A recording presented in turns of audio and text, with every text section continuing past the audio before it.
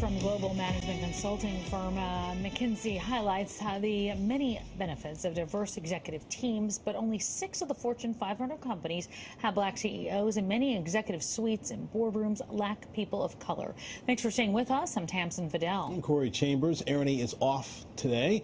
So we've seen time and time again how important it is to have diversity in the workplace. College professor and business executive Errol Pierre addresses these issues in his new book, The Way Up, Climbing the Corporate Mountain as a Professional of Color. And in it, he shares his journey from working in a beauty salon warehouse to serving as a COO of a New York health company. Wow. I mean, wow. What a story there. All right. Errol's joining us now with more. Nice to have you with us. Thank you for joining us this afternoon. Great to be here. Thanks for having me. Well, so let's start off by this. You've done a lot of research. In your research, did you find while there are so few people of color in leadership positions, you found that out? What is the reason for that? Yeah, it's great. So in the book, 2 years of research, actually 11 interviews with other executives of color, plus my own experience. 2 main reasons. One is implicit bias. And this is when our brains are wired to naturally gravitate towards people who look like ourselves. And what that turns into is if the upper echelons of a company isn't diverse, then we tend to see disproportionate pay raises, job promotions, other advancements happen to only a certain group of people, but not everybody. And that makes people of color like myself fall behind. So that's the first one, implicit bias. The second one is the power of mentorship and sponsorship. And I can't understate mentorship. In the book, I talk about where the word mentor comes from. So Homer wrote a poem called Odysseus, and in the Odyssey, Odysseus leaves his son home to go fight the Trojan War, and he trusted his son with one person, and that person was named mentor. And that's where the word comes from. So wow. in corporate America, if you don't have someone that you have the same type of trust of like you would leave your son with, that's helping you through to navigate the corporate place, it's very hard for you to move up. You know, I think we've all heard this saying, and you can tell me from the corporate world how true it is, but it's not what you know, it's who you know.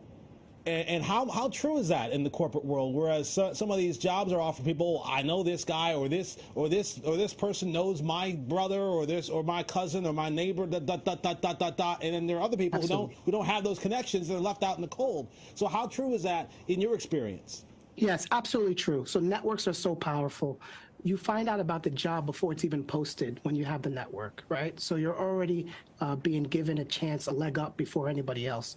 And that's why in the book, it talks about importance for people of color to network and network with people that don't look like themselves. We sometimes have a habit to only congregate with ourselves, but we have to reach out to people that don't look like us, aren't from our cultural backgrounds inside corporate America, and navigate with them, build partnerships, because that's how you find out about the job before it posts. And that's really how people are advancing.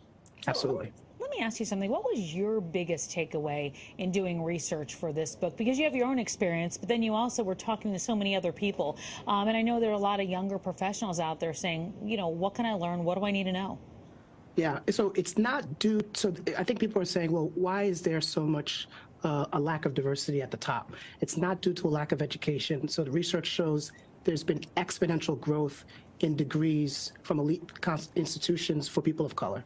It's not due to a lack of experience. There's been exponential growth in people of color in white-collar jobs. So what is it? It's mission critical that we actually have dollars tied to incentives around diversity. We've done all of the research. We've done all the diversity committees. We've done all the platitudes. Now it's time to put our money where our mouth is and actually have targets tied to diversity metrics, because it's not because of a lack of people. It's just a lack of effort and actually execution. People have to actually try and not just say it and not just put out platitudes and not just put out slogans, but actually try is what and it sounds like that's what I'm hearing. Absolutely. Yeah. All right. Hey, Errol, thank you so much. I wish we could talk more because you're such a fascinating guy. I want to talk more about this beauty salon thing. Beauty salon, the COO. We're not getting time, unfortunately, but perhaps you'll have a chance to come back and we can chat more about that sometime later. Sounds great. All right. Thank you.